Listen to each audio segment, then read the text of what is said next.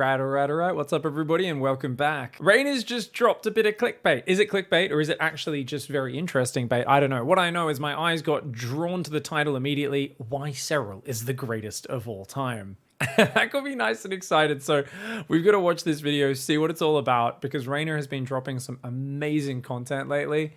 And let's take a look. Today I wanted to make a quick video on Serral, explain a few things he does, and why he's the best Zerg out there, in my opinion. Let's begin today.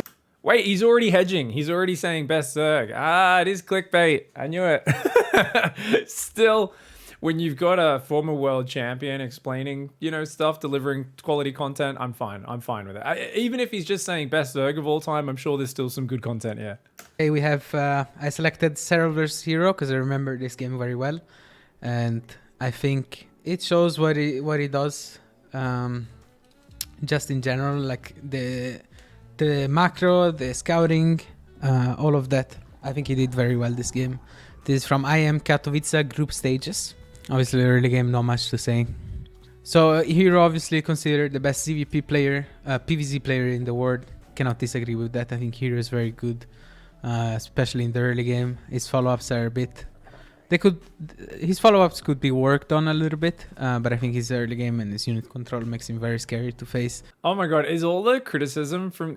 For those who don't know, there's like a vocal, very small minority of people in the StarCraft community who are always getting angry at Reynor for being cocky. They're like that arrogant, smug little Italian kid. I hate that guy.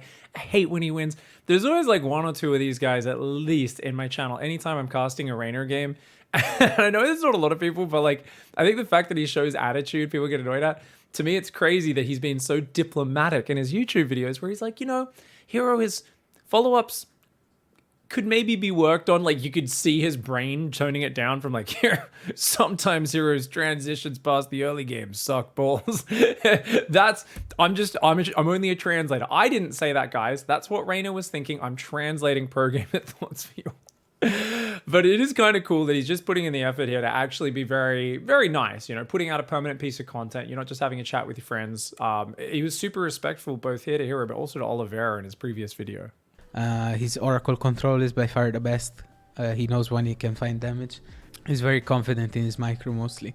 But Serral obviously the most solid player out there. I don't think anyone can disagree with that. Just overall, he knows what he's doing. He's pretty standard, but he's damn good at being standard. Not much to say about in the early game. Just Hero going for the hatch block. Very standard. Hatch block means that the drones will get there later. Just in general, it's nice when Protoss players go for a hatch block, because I think it's just an advantage from the early game. Also, let's talk about the map a little bit. Gresvan, very standard map. I think it's kind of 50-50.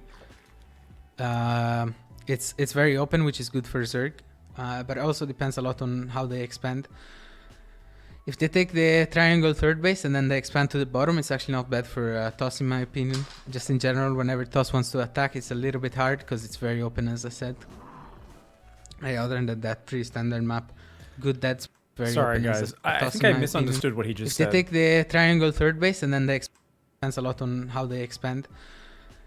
If they take the triangle third base and then they expand to the bottom, it's actually not bad for TOS in my opinion. Just in general, whenever TOS wants to attack, it's not bad for Protoss. So he's saying if the Protoss takes this base here that we're looking at on the third, and then they can take the fourth below that, and like it gives them a nice compact defensive setup. That's interesting. I would also say like the frontal push path is actually not that long through the middle of this map, even though it's a very big map. Between the two triangle thirds, it's like pretty quick rush distance. Sorry guys, I just misunderstood what he said at first. I was like, what's he talking about? So I had to replay that. It's a little bit hard because it's very open, as I said. I thought you were saying something crazy. Standard map, good dead space between the bases, quite easy to harass into. Hero walks in the first adept, casually gets a link kill, which is already a good start. Serral should already know it's Stargate, so he's preparing with his queens. You can see that he has 2 queens at the third base already, and the second queen will be perfectly in time for the second oracle, for the first oracle. So just in general, guys, whenever you go up against Stargate, you either want to have 1 queen and a spore or double queen for the first oracle. And then if it's 2 oracles, you either want to have still 1 queen and a spore is fine, but you need to micro a little bit, or 3 queens. Hero walks in, grabs a couple of drone kills, solid start so far. Serral just spreading his creep, gathering information. I think what Serral does very well is just his scouting in general. I think he's definitely the best out there at scouting. Like nothing surprises him anymore, and that's why you don't see a lot of players cheesing Serral, because he knows exactly what's going on in each game without actually seeing it. So like he's very good at telling stuff when he cannot see it. He's very good at gathering information from tiny things that the opponents do and stuff. So that's the reason you don't see a lot of players cheesing Serral in general. Remember 2018? Go back, watch any series from 2018 when Serral was like super duper unbeaten basically and won the world championship. We actually called the Serral Zergling his Zerglings because they would get inside the enemy's base like every game in ZVZ especially and would just like loop around the base and it would never die. He'd macro perfectly while microing and he'd just always see everything his opponent's doing. That's why I don't really do it as much. Sometimes I'll do it just when I feel like it's the right moment to do it, but just in general, he's just too good at telling what's going on in the game.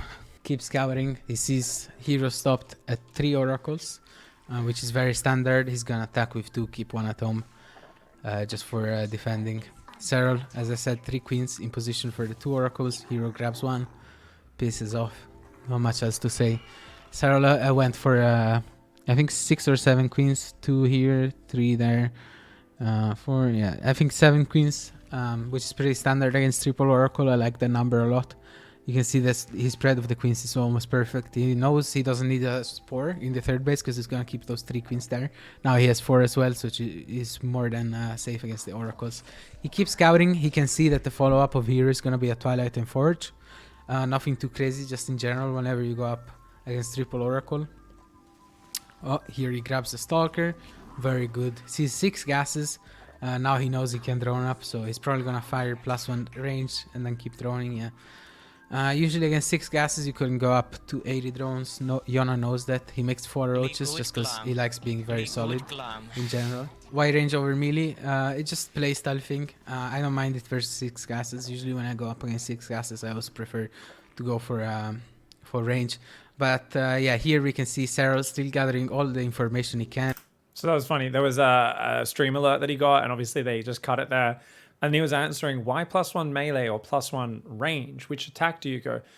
And obviously if you're playing Ravagerling Bane, +2 Banelings are huge because then they can one-hit probes. But if you end up really heavy on Roach Ravager, then it can end up a little bit bad because your Roaches and Ravagers just never get attack upgrades. So overall, the way you want to look at it is, in general, always prioritize attack upgrades, not armor versus Protoss, this is specifically. If you're way more Zergling and Baneling heavy, go melee. If you're way more Roach heavy, go for the range upgrade. So usually if you feel like there's not going to be any fighting soon, Lings are cheaper. Roaches spend gas, so you don't really want to build Roaches unless you either have to fight defensively or aggressively. So what he kind of touched on there is like, it's kind of stylistic. If you're going 6 gases, you're making lots of Roaches, you probably want to get the range upgrades. But if you're playing a little bit more mineral heavy, you're trying to get drones on your 4th base earlier off just like 4 or 5 gases, you might only have a handful of Roaches for safety. You'll morph them into Ravagers if you see an attack coming. And otherwise, you're just going to focus on your melee upgrades, your Baneling speed. And spreads his links. You can see he has a link at each 4th. He has it at each 4th possible that hero can take. He's also sending in an Overseer. He's just scouting really well. He's being solid. He stopped at 66 drones. He's just making units because he's a little bit scared that hero is gonna come up with something. He's going for a fast infestation pit, most likely for Hive. We know Serral is god tier in the late game. He's the best out there, so he's not scared to go there. He sees now double robo, as you can see, perfect scouting. He knows that hero is going for a timing because he has links in each 4th. Hero is not trying to take his 4th, so he just has the perfect information on everything. Yeah, I actually cast this game live with Zombie Grub, I believe, if memory serves. And I remember that Overseer Scout, I was just like, oh no.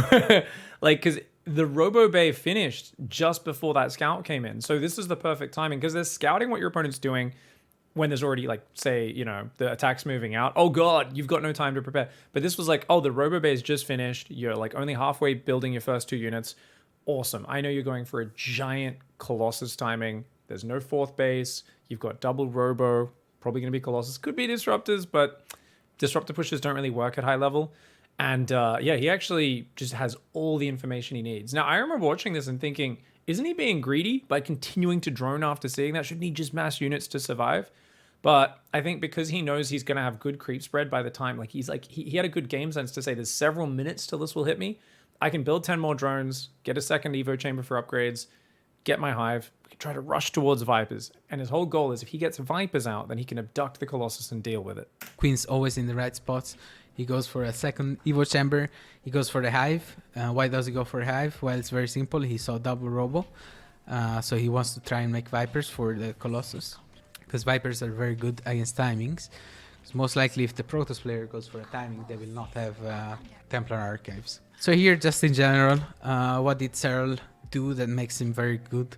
Well, he didn't take any damage at all. He lost like 3 drones. Yeah, as you can see here, he lost 3 drones against Triple Oracle, which is pretty much a perfect start. He saw everything. He reacted perfectly to everything. He's in no danger of dying so far. So just, yeah, pretty much he does the basic stuff really, really well.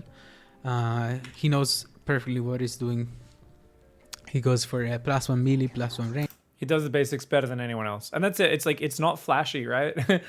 It's actually not that fun to watch. Same way it's not that fun to watch Maru back in the turtle meta, where he was like turtling a lot. I remember people like, people hate on Maru. Why don't they hate on Serral? And it's like, I was like, hey, they both have very, I'm just going to do the basics better than you sort of styles. Just Maru does a bit more fancy openings a lot of the time. Range here. You can see that Hero is trying to deny the creep heavily at the front. So he's definitely going for an attack, but Serral knows it. He stopped making drones. He stopped trying to take base, and now he's just pressing the unit. The unit Baron is either going for a Link Bane Ravagers or more Roaches. Personally, I like those Banes, so yeah, that's what he's going for. You can see he's going for +1 melee.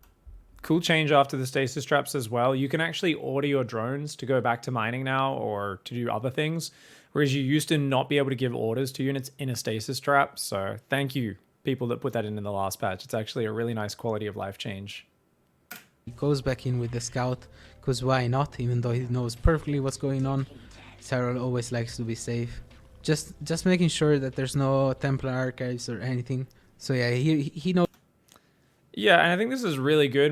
He's going to talk more about the scouting there and the follow-up, and obviously he's got Vipers coming out, which is going to hard counter this, and he's just massing Ravager Lingbane. A really good army for defending on creep, right? It's not that good for going to kill the opponent unless you outnumber them. But I think looking at this from Serral's point of view really drives in that Hero did not execute well enough at denying information, right? The Overseer got through initially, not blocked. Overseer second, gets through again. And there's Lings just sitting on those 4th base locations. I think with a timing like this, you really get rewarded as a Protoss if you clean up those Zerglings and send like a probe out. Make it look like you're taking a 4th around the 7-minute mark. And it's going to potentially make Serral build another 5 or 10 drones or think about taking his own 5th base and overcomplicate in his mind what he should focus on. He knows that Hero is super all-in with this, and the only goal he has now is not dying. He's probably going to pull all the queens at the front as well. He's just trying to get a little bit, he's trying to gain a bit of time before the Vipers come out. Okay, he's going for it. Never mind, he pulls back. You can see, guys, how he's playing. He's engaging and backing off a lot because he's waiting for the Viper energy. You can see that he's not going to pull the trigger until the Viper energy is there, so he can abduct. As soon as he has it, boom, he goes in. Perfect engage. Grabs a Viper, goes back instantly to get energy. Chases a little bit, he knows he can chase this. Stasis forward, doesn't really work out. Just keeps going, keeps going. Grabs another Colossus, and here the game is pretty much over. Just plain and simple, guys. React. Only one of his Vipers had enough energy at the start of that to actually abduct, right? So he went in for the fight thinking he had 2 abducts, but one of them popped out from the main, whereas one popped from the third. The one that popped from the third had more time gathering energy off the extractor. The other one didn't. So it was just barely shy. A real small mistake, but I think it was still the right time to fight because you don't want to give the base up. You have enough army to defend. You've got 1 abduct. Go for it. Scout. Yeah, this game pretty much over. He's just staying in game, checking again what's going on, scouting. He knows here is not trying to take a 4th base, so he's not adding any more drones to this. He knows he's perfectly fine in this situation. Okay, Q's a few drones, 'cause he knows he can't die anymore. Hero is now trying to take a 4th base. Yeah, just play perfectly. What does it take? Yeah, very well executed game by Serral.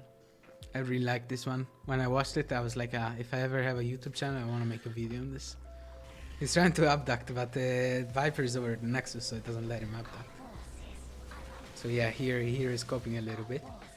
Yeah, I like what Reynor's saying. Basically, I think what's interesting here, because it's not the most exciting game, and that's what's interesting about it instructionally. Serral made beating Hero, the best PvZ player, look kind of straightforward and simple. And that was what was really cool there. That's what makes this so interesting. He thinks he can cook up something, but he doesn't have a spoon and a fork. Yeah, the game's over here. Let's go. Very nice executed by Serral. Okay, guys, here we have Serral against Byun. Just wanted to focus a little bit more on what he does very well, but I think you guys got the point pretty much. Just plain and simple, perfect execution, almost every game. Scouts everything, reacts to everything. Just nothing special, just the basics, he does them very well. Okay, guys. I'm really happy we're getting a Zerg first turn. I thought this was just going to be the match first Hero. So I'm like, oh, sick, we get to look at his EVT. His EVT is especially good on small maps like this. Babylon is one of the best Terran maps in the pool. It's almost always picked first or second for them in a best of 3 or a best of 5. And it's just a really, really nice map for Terran. But Serral actually crushes on small maps versus Terran. He's one of the best Zergs in the world at beating Terrans on their own maps. He actually struggles more on the bigger maps when a player like Reynor, who does a lot more backstabs, should do better. I wonder if Reynor touches on anything I'm saying here. Serral going for the pool first. Once again, he knows that if he gets to the later parts of the game, he's gonna be fine. So he's just being careful here against Byun. Just playing it safe against proxies and stuff. Pool first. Byun's also been spamming 2-Rax Reaper on the low ground this tournament. Him and Maru both. Like every second game is low ground 2 barracks on the natural into double Reaper pressure. And Byun also likes to often build a 3rd barracks in the main and do surprised 3-Rax Reaper aggression. So this is playing safe, but also it's specifically countering Byun being a bit too predictable in the tournament. First with 2 links, just pretty standard, honestly. He's probably gonna send the 2 links across the map, sees what's going on. Never mind, he stays on with the 2 links. Okay. I guarantee you he was probably pretty annoyed here seeing Command Center first. I actually thought from memory this was a 2-Rax Reaper wall on the low ground, but it's not. Goddamn. So that's actually a bad opening for Serral. Maybe he finds some damage though. Here now he knows it's CC first just by the timing of the CC, so he knows it's CC first. Personally, I don't know how I would react to this. Honestly, when you go for 16 pool and it's CC first and you have no Roach Warren backup, it's not the best. It's kind of good for the Terran because they're in no real danger of dying and you just delayed your eco to be safe and they're playing greedy. So it's just a clash of styles that favors the Terran quite a bit. So here Serral, he knows he's a little bit behind, but most likely he doesn't care. Once again, he's a very safe player, so he just wants to play safe. He knows the risks of playing safe because there's risks whenever you play safe as well. If the opponent goes very greedy and you're playing safe, then you're just behind automatically. Okay, it sends 1 link, makes sure nothing crazy is going on. Creep 2 more. That's actually very good. He prioritized. He could have maybe got the SCV or the Marine, but he prioritized scouting. There's a 2-Rax follow-up, but this is not that. This is just a quick factory. So this is going to play a lot more like a normal kind of Hellion Banshee or Hellion Liberator build. And that's a very different style that you want to play against as a Zerg because you're going to need, you know, queens out front, spreading creep, Spore Crawlers at the right time, as opposed to just being very greedy and then going, ooh, there's going to be lots of Marines pushing across at about, 5 minutes 30. So it's very cool to see that Serral almost always gives up a little bit of damage and prioritizes scouting. Very standard. Delays his link speed because he knows it's CC first. So therefore the tech will be delayed as well from the Terran. Goes for the Roach Warren. This timing of the Roach Warren is not really meant to kill. But it's also a little bit faster than what you would usually make if you just want to be safe. So it's a bit of a weird timing. I guess he's just making it at this timing because if it's not Banshee or anything like that, then he can probably find damage. So he's just looking for damage. But then if he doesn't get anything done, he's fine with it anyways. Make sure once again with the Overlord, very clean. So that's interesting. Like Raynor says, that is a very quick Roach Warren. It went down at like maybe 305, 310, something like that. And normally you'd get it maybe 3 minutes 20. So it's like 15, 20 seconds late, earlier than normal. But remember, he's also gone pool first, like 16 pool. So his build's slower and he's speeding up the Roach Warren. So especially in this situation and against a greedy Terran build, it feels like, okay, he's actually looking for damage with the Roach Warren. But keep in mind, he's skipping link speed as well. So he's going for the kind of cave bob style, we call it, where it's like skip link speed for the early game. He can always transition into that later.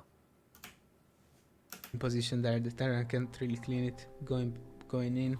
Well, now we know it's not Steam, but in his mind, that's a Steam.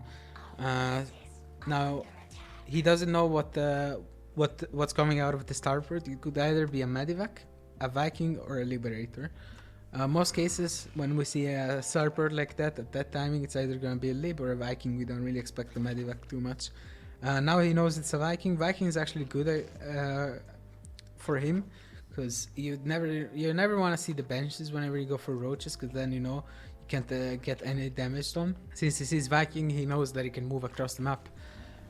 He can try to find damage. Now here he pulls the queen to the left, because he knows that if Byun goes for a run by, then he has to be ready for it, because he has nothing left at home, so he has to rely on the queens. So pretty good movement right there for Serral. Yeah, because he saw the Hellions run left. There's always the opportunity that they could have then turned south, come back around and scoot back into his natural. And that's a very common move, because Hellions aren't going to defend very well versus roaches. But yeah, really good preemptive, just kind of planning for bad situations. Pulls the overlords back. Just wants to make sure he doesn't lose anything to the Vikings. Now here, this is a little tricky. I would be a little bit upset at this, because I don't think this would be the best. But here, so basically what's going on in this game is that Byun wanted to go for a Hellbat Marauder timing, and Serral went for Roaches. So Byun most likely cancelled his armory, just made the Marauders and kept the Hellions at home to defend the push. Which is not even too bad for Serral, because he knows that Byun delayed his third CC to do this, because he was planning to be aggressive. So most likely it's not even that bad of a position for him. He just has to be careful that he doesn't die to this, but I find this very unlikely that he's gonna die to this. I mean, whenever you have roaches, you're kind of safe. You're pretty much safe against everything pre-Steam. So like before they have Steam and tanks, you're pretty much safe against everything. You should never die with roaches. It's just yeah, roaches are like the worst unit in the game for trying to make plays happen, unless they're like really well organized in how you do it. When it comes to just defending any sort of ground-based attack, the roach is king. It's so cheap, it's so tanky, you can turn them into ravages. It's so goddamn good. By the way, guys, we just tried to turn the volume up there because Reynor, as a novice YouTuber, is still struggling a little bit, I think, with his audio levels. You can tell as the analysis goes on, he kind of like pulls away from the microphone a little bit, so we'll try to keep the volume up. A little bit off creep. He's even making more units because he just wants to be safe. Adding queens, adding gases goes for a fourth base. Very nice layer. Soon we're probably gonna see a double evo go down for the double upgrades. I think it's at this point you're kind of committed to the roaches, and I know Serral, and he really likes to go for lurker timings with this kind of opening. He doesn't really like to go into the Link Bane Roach style, which is something I would do, but he likes to go more lurker heavy. So here he's just split. Especially on a small map, going straight to lurkers is actually a better transition in my opinion.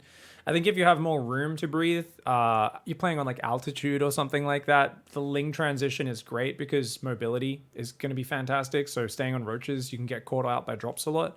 But on a small map like this, if you add a few infestors, just 2 or 3, no fungal growth, and this is something Raynor has started adding, and other Zergs, and it's been getting crazy gains since this tournament, is just a few infestors to help you slow down any pushes. And because it's very positional, roaches versus biotank, you can slow down any sort of move out, buy time for Vipers, which count as the tanks, get your lurkers, and it's such a good style. It's really cool because Dark was doing this for years, and I feel like it's started to spread through the rest of the player base now. Hitting his units, making sure he's safe against everything. Still has the overlords close to his bases because he doesn't want to lose them to the Viking. It's a little bit annoying because Byun has concussive shells already. Sees the lib, pulls out the drones. Very good. Okay, here we see 1-1 range and carapace. That's a big tell that most likely it's gonna be the lurkers, as I said, because otherwise in this case I think you would go link speed, bailing nest, and +1 melee and stop making roaches. But since we know he's making more roaches, And he's going for the +1 carapace and +1 range. And this fast of an infestation pit, we can already say for almost certain that it's gonna be those lurkers. The link speed that he just started doesn't really mean much. The only tell that he's gonna go for that style that I was mentioning before would be a bailing nest. But I find it odd that he didn't have a bailing nest yet. Just once again, perfect scouting, goes in with the changeling. Wants to kind of know what's going on. It's quite hard to tell against the Terran player what's going on just by scouting their army and gases. Because sometimes they can go for a 5 racks into 4th bases, steal on 4 gases. It's quite common. Or they could go for an 8 racks. Whenever you want to see what the Terran is up to, you kind of want to scout the racks count rather than the gas count and unit count. It's very important, you know, the racks count pretty much tells you everything you need. I wouldn't be surprised if we see a couple of infestors now. Byun going in for a drop, a little bit of a misclick there for Serral, but he already has his queens on position, he shouldn't really lose much. Byun has to be careful that he doesn't lose his medivacs. So yeah, just slightly out of position, but Serral knew that Byun wanted to go for a drop most likely, so he still had his queens in the main base, which is very good. Because otherwise Byun could have sniped that hatch, could have maybe sniped the pool or something. You can see here that Serral stopped at a very low drone count. He was like on 76 workers, now he's adding a few. But he just wants to make sure he doesn't die to anything. Once he gets to those lurkers, he knows that most likely he will be fine. I like the way Reynor says that. He's like, oh, he's on a very low drone count. He's going to try to add a few more now, but, you know, he just wants to make sure he doesn't die to anything. And that's Serral's mindset in a nutshell. Let's make sure I don't die to anything. This game opened up so safe, opened up spawning pool first. He's taken all these safety precautions, played roaches, lots of queens, sitting in the low 70s in drones. I think Reynor's attitude is always, what can I get away with? Let's see what I can get away with, right? Which makes him like, it puts more pressure on players, I think, to make sure they punish Reynor's greed. Whereas for Serral, because he's so comfortable in the later stages of the game, he's like, just survive, we'll be good. Sometimes that does end up biting him in the butt, but I think this is a really good example of him just being like, okay, build orders didn't go my way at the start, but I'm just going to play safe, play solid, and just keep moving to the next step of the game, because I know I can outplay my opponent. Tries to catch a couple of units here. Soon we will see Vipers. I think Vipers are already on the way.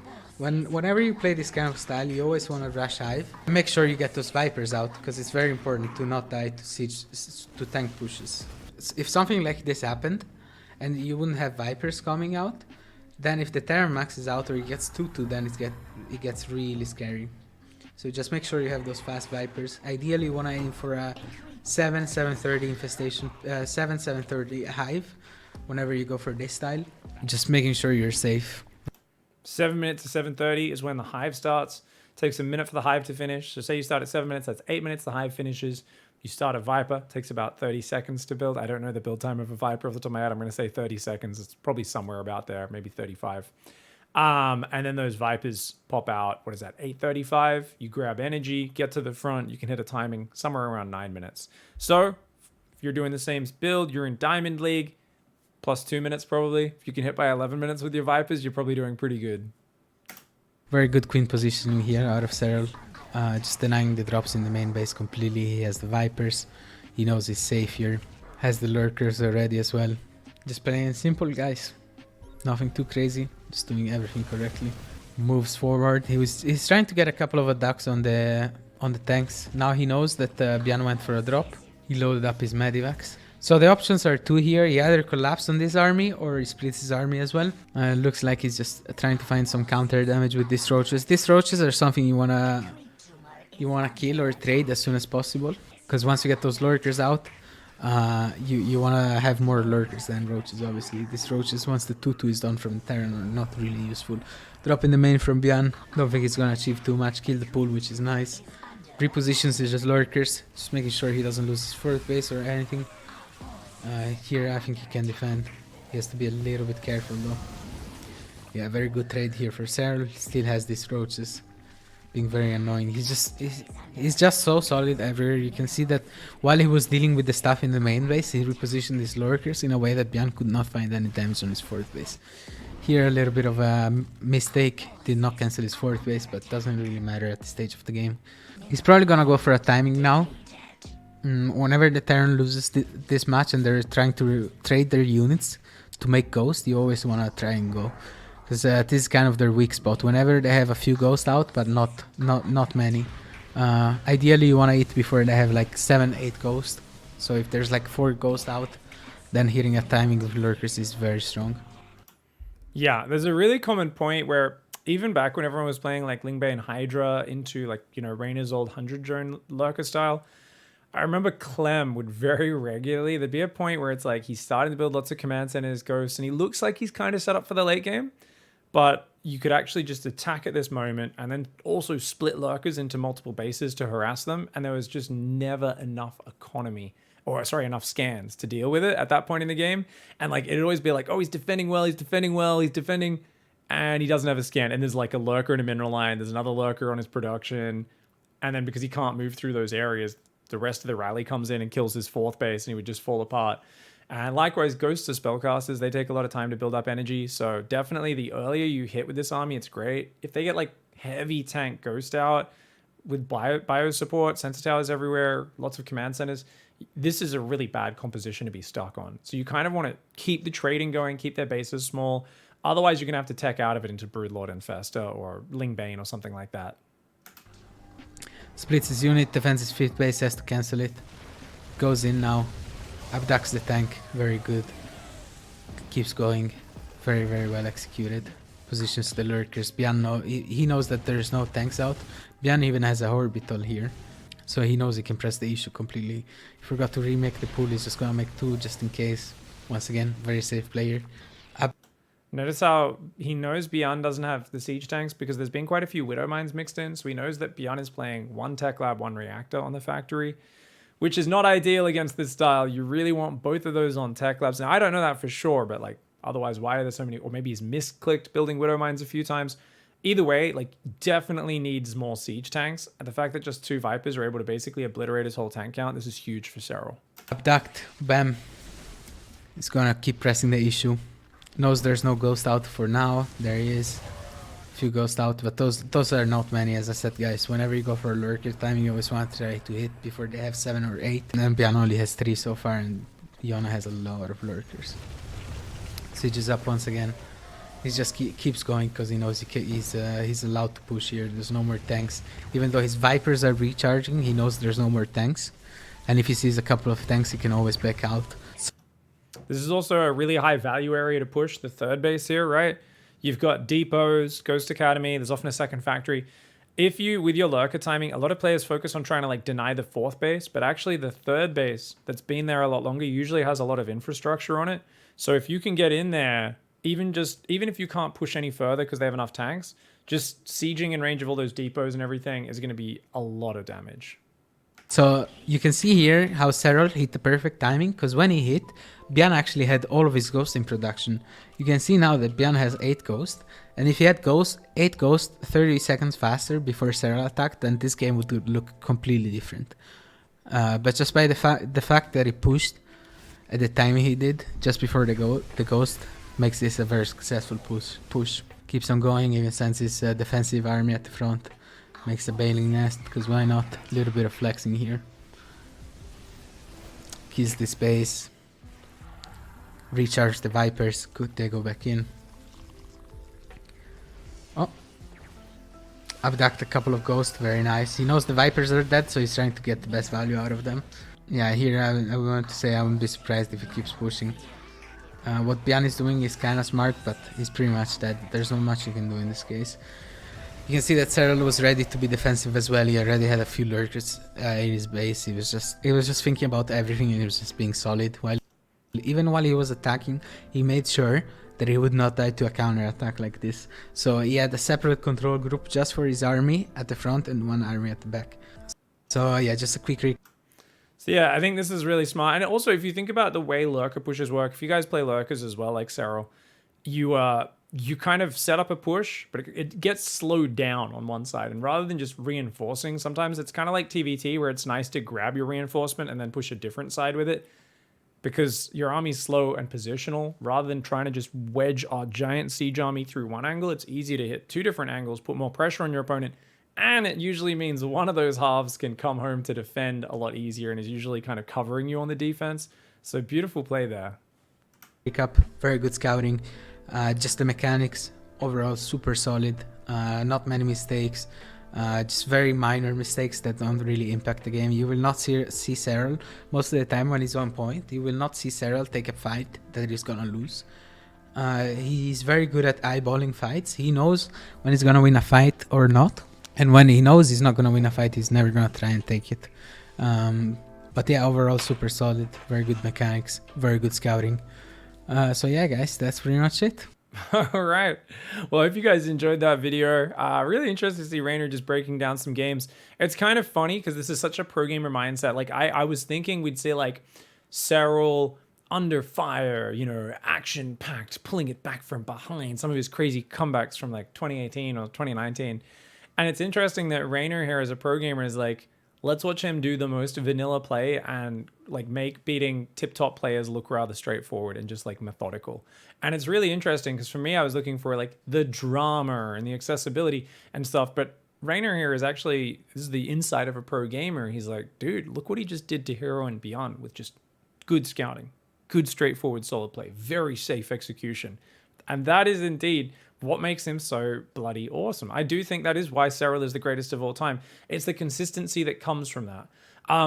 Some people still argue Rogue or Dark or Reynor is greater than Serral, but I think in terms of overall consistency, Serral does beat them, and I think that's really what Reynor is getting at here. So a really cool video, and hats off to Reynor for saying, hey, yeah, he's the greatest of all time. And I think, to be fair, that's a feather in Reynor's cap because Reynor has beaten him a lot of times in big tournaments as well.